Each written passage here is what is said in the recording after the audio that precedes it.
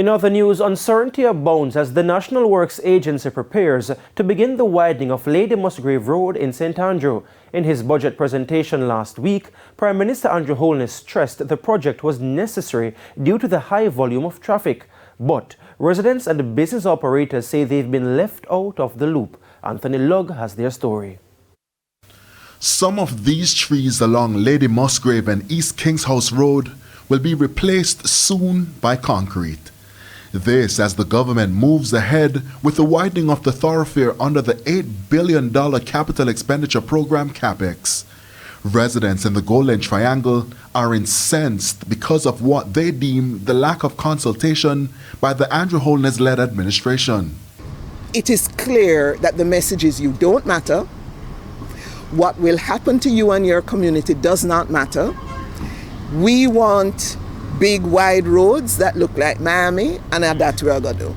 They know we want to be engaged. They know that we have concerns, and yet they block us every time we try to meet. They aren't the only ones concerned. Andrew Nam is the owner of Ragamuffin Coffee Bar along the roadway.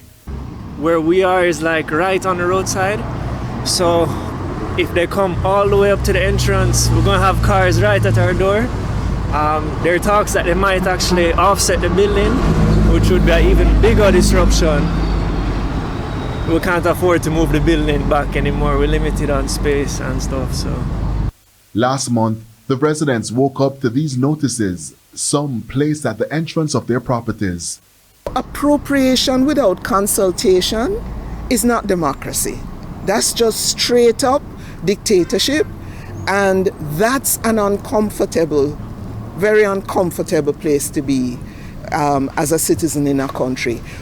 The document outlines the government's intention to take possession of the land while noting that claims to compensation for all interest may be made. Vice President of the Golden Triangle Neighborhood Association, Ann Hodges, is among those taking issue with the notices. She pointed to a meeting with the National Works Agency in 2018 when the initial road widening plans were announced. We then responded to them with some very thought-through questions about the whole issue of transport, how the road could be developed, and we've heard nothing since. The association took it a step further. On May 2, 2022, an access to information request was submitted.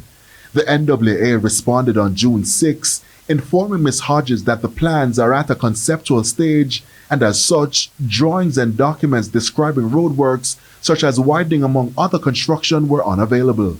Interestingly, this response came some 5 months after the NWA posted an invitation to bid.